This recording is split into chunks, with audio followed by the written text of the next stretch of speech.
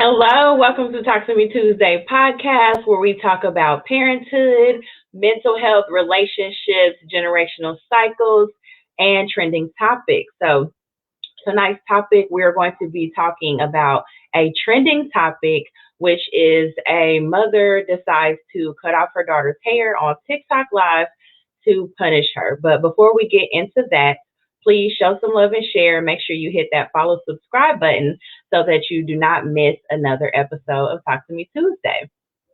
So today, I decided that I did want to go ahead and bring up this topic and possibly get you guys' opinions on it.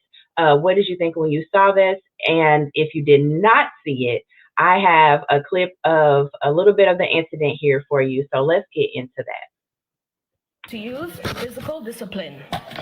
Come here, you're gonna learn today, girl. No physical discipline. Mom. Don't mom me, no. You had your warning, you had your chance. I told you to listen. I told you stop disobeying my rules. I told you being cute ain't if you have no education. I told you stop disobeying me. I told you to listen and do as you're supposed to. I told you to do good in school.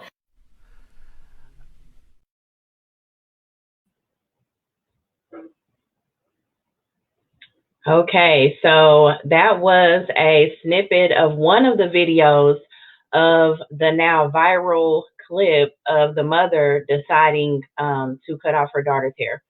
And in the clip, you see that the reasoning behind it is that she said that her daughter was disobeying her, that her daughter has not been turning in assignments, that she's been discussing this for over a year with her, that if she decides to not listen to her and follow her rules, that this will be a form of punishment. And after looking at the other videos, I learned that the mother decided to post it on TikTok because that is her daughter's favorite platform.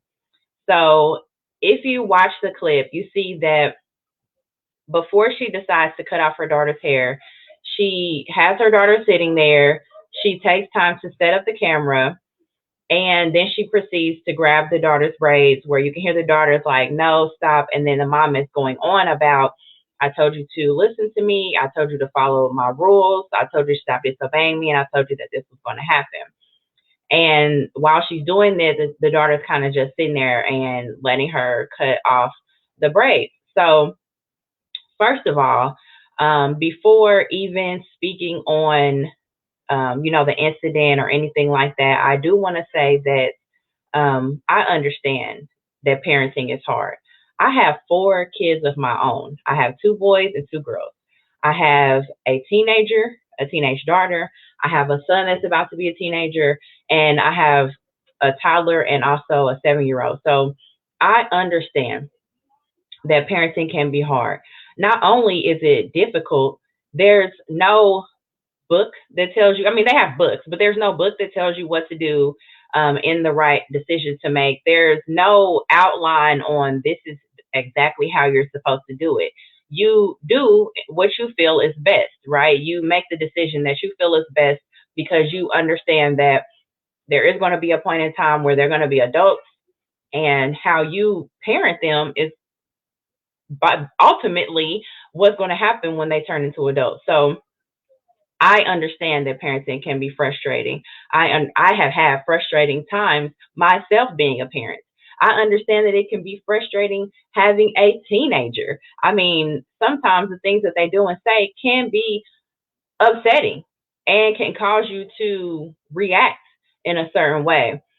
So my take on this is definitely not coming from a judgmental place, because first of all, I want to respect the fact that she made a decision.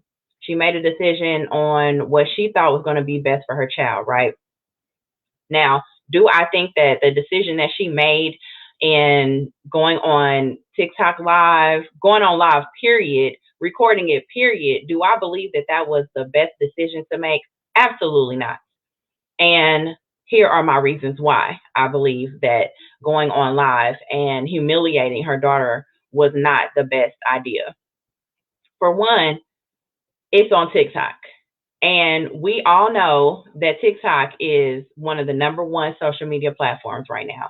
And we all know that it's one of the number one social media platforms for young children and adults. So her age group, her classmates, her friends are on that app. So even if the mom was choosing to do TikTok because it's her favorite app, that right there is a strike. The girl's video is viral. Her face is on the video. The actions are on the video. You cannot tell me that she is not going to go to school and her friends, and even some of her who are not her friends, are going to have seen this video. There are going to be people that decide to bully her because of the video, make fun of her because of the video. And this is the internet. So where you have removed it, it's still going to be on there. We have screenshot and video recording, all that stuff. So even if it's removed, it's going to be on there for the rest of her life. A video of her mother deciding to cut her braids out, not unbraid them and cut a little bit, not unbraid her hair and let it go wild and be an afro or something like that. Cutting her hair off to where there is scraggly little strands of hair. Number two, not only is it humiliating and embarrassing that this happened on TikTok, she chose to chop her hair off and leave it bald, not professionally cut into a bob or something like that. Cut the braids off at the root and leave spots and splotches on the hair. Embarrassing, humiliating. Second of all, the education that she was trying to say is that this is happening because I want you to stop disobeying me. This is happening because I want you to listen to me more. And the message is that beauty does not go above education, right? She wanted it to be that it's important for you to pursue your education and not beauty. However, instead of her doing something like making her wear, thrift clothes or something like that, or letting her hair not be done, something to those effects, she decided that making her bald was where the lesson was going to be learned and was how she was going to be able to understand that beauty is not as important as education. Now, my question, what made me think of this is, what if the girl has some type of educational issue where she's not able to pick up? What if she has ADHD, or she's dyslexic, or she's not picking up on the assignments, and that is what's causing her to act out? What would cutting her hair off help with that? And if beauty is not important and education goes over that, what's with the beauty filter? And on top of that, she then comes back and brings the girl back on. There's a second video where the daughter's hair is, chopped off and scraggly. And she is then asking her daughter, are you traumatized by this? Do you understand why I chose this over physical discipline, which, giving her a whooping or whatever? And the third video is her giving her daughter a long blonde wig to put on to cover up the hair that she cut. So help me understand how chopping her hair off at the roots is supposed to be for her to understand that beauty does not go over education, and then you cover up the chopped up hair with a blonde wig. How does that make sense? What do they say? Make it make sense. Make it make sense. Those are the things that caused me to say, I don't understand this form of punishment. A couple of years ago, there was a video of another mother, and she chose this same method. She shaved off her daughter's hair because her daughter was bullying another student that had cancer. So her choice also was to shave off her daughter's hair live on social media for everyone to see. If you are truly disciplining your child because of an action that they have, why does it need to be put on social media? Why does it need to be video recorded for social media? Why does viewers need to see? If your intent is just to discipline the child, why do you need an audience? So I was trying to be understanding of, how sometimes you're at your wit's end and you may make a decision on how to discipline your child without thinking it through. And maybe you do decide, hey, you are taking too much into your looks, so I'm going to cut your hair off. Maybe you do decide that. But filming it on social media for the world to see, hundreds of thousands, millions of people to see, is putting a mark on your child that cannot be removed no matter how many hugs, kisses, apologies you give them. It's out there. Maybe down the line she does get over it and she does forgive her mother for cutting her hair off and the video resurfaces. It's reopening the wound. And the fact that you record her and then you come back and ask her, is she traumatized right after you do it? How is she going to be able to answer that question properly when I'm pretty sure she's still shocked behind the fact that you decided to, out of the blue, chop her hair off? You say on the video, the mother said, I've been talking to her over a year, threatening her over a year, and I finally got the courage to do it. If something takes you where you have to get worked up and pump yourself up to do it, something was telling you that this is not the best method. There was something that was telling you maybe you shouldn't do it this way because you had to pump yourself up and talk yourself into it. So what was the other side of you saying? No, maybe this ain't the best thing to do. Maybe we should do something different. Maybe we shouldn't record it. Maybe we shouldn't cut her hair off. Your hair, as we have heard before, is not only a woman, there are men that believe this as well, that your hair is your crowning glory. And imagine what your hair means to you when you are a preteen, a teenage girl, 13, 14. I believe the little girl is 14. What would your hair, if you put yourself in her position, what did your hair mean to you? What did your looks that you are learning to develop, your personality, how you move, how you want to appear to the public, how important is that at that time of your life? Because I know for me, trying to find myself, that was around the time that I was trying to find myself. How do I want to look? What do I want to look like? I'm trying different hairstyles. I'm trying different outfits, different colors, things like that, dabbling into makeup. And all of a sudden, all that is gone. She wakes up and her hair is gone. And it's not because of a sickness or something that she couldn't control. It's because her mother decided that that was the form of discipline that was going to be best in that moment. Was that the best option? Why is that? I don't want to physically whoop you, but I want to physically snatch your hair and cut it off on live. What's the difference? Now, if you believe that the way that she handled the situation is something that you would have done, or maybe you see and understand, I would like to hear the reasoning behind it. I would like to understand, what brings a person to a point of thinking that this is the best method to handle this. And the only reason why we're able to speak on it is because she chose to post it live on TikTok. She chose this method of handling the situation. So for those of you that are like, hey, it's none of our business, why are we speaking on it? Because it was placed on social media. So now it's out there for everyone to see.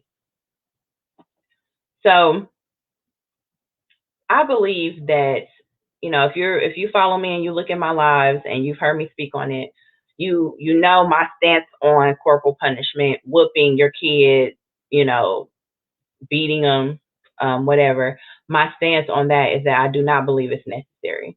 I don't believe that you have to get a belt out. I don't believe that you have to hit them with objects, switches, shoes, any of those things. And I also don't believe that physically altering their appearance, shaving their head off, boy or girl. Let me be clear. Even if it was her son and she decided that this is the way she was going to discipline him, boy or girl, I don't believe that you have the right to alter their appearance as discipline. I think it's violating their personal rights. There is a point where we have to start viewing our children as little people, not as there are objects. They're little people. They have feelings too. They have ways that they feel confident and not confident. And we do not, as parents, have the right to physically alter their appearance. And have I decided that punishment in the form of whooping was going to be the best option? I did. I did believe that.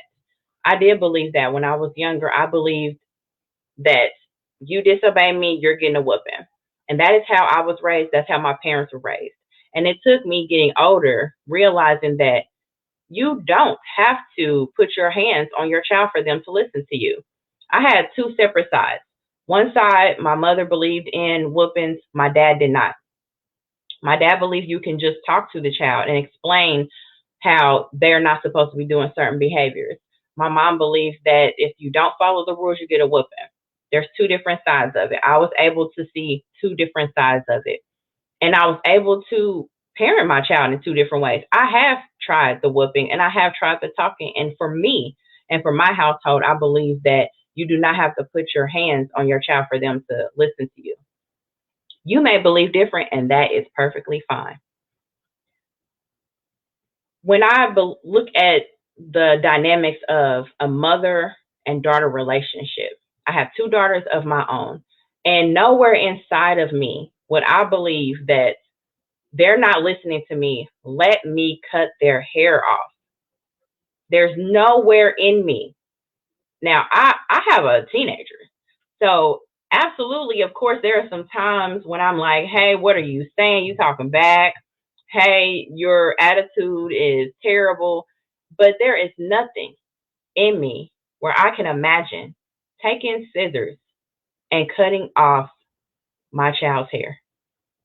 Even in the other incident where the daughter was bullying another student that had cancer, I cannot see forcefully sitting that child down and shaving their hair off as a way to prove that you don't bully someone who has cancer. Why not make them help cancer patients? Why not take them to a hospital to see what the person goes through when they're getting chemo? Why not take them where they can see a person getting sick after chemo? Or have them talk to a person who has lost their hair because of chemo? But physically changing their appearance as discipline, I cannot conceive, I cannot understand it. I cannot find any reasoning behind it. Another thing that I thought that was disturbing was that she was so worked up. When she set the video down, you can hear her breathing and all that. She was so worked up. And to me, if you are disciplining your child, if they do something that upsets you, I say, like, please, please, please take a breath before you react. Take a breath, because her going that far and chopping her daughter's hair off, she cannot take that back. You can be so upset that you do something that you cannot take back. You cannot come back from. And as a parent, it's so important that relationship between your children and you is intact, because you are their safe place. In a world full of bullies, in a world full of people who are trying to kidnap our kids, where we have racism, where we have dangerous situations, some kids live in terrible neighborhoods, you are their safe place. And if they don't have you to back them up, to be that soft place to land, then they don't have anyone. You are their closest connection to a safe place. And once you violate that, it is so hard to come back from. So take a breath, take a beat, walk away, step back. You don't need to react right then. She said she had been dealing with this for a year. In that moment, when I believe she pulled the trigger on going ahead and deciding to cut her hair, I believe that she had had enough and that she snapped and made that decision. I'm going to go ahead and do it today because she's going to learn. And maybe she felt bad about it, because later on you see how she gave her daughter the wig. And if you don't feel bad, what's with the wig? Because you said beauty does not exceed education. It's not go over education, but yeah, you give her something to cover up what you did. So, I mean, it's mixed messages, right? If we are confused, how do you think her daughter feels? You let her have this long blonde wig over the braids that she had. What is the difference, right? What's the difference? I don't want to be too harsh because nobody's perfect. We all make mistakes. I have done some things that I'm like, oh my God, why didn't I just take a moment of breath, before I handled that situation? So nobody's perfect. We all make mistakes. And the video being out there like that is definitely an eye opener to the fact that we can make some decisions in quick moments that you can't take away, that you're stuck with, that won't go out. She's going to have to live with what she decided to do with her daughter. I did see that Child Protective Services got involved, which, I hope that everything can be resolved with that situation, because that's terrible. If you make a decision like that, you post it on social media in a form of trying to discipline your child, and then it leads to your child being taken away. I, as a mother, would not wish that on anyone.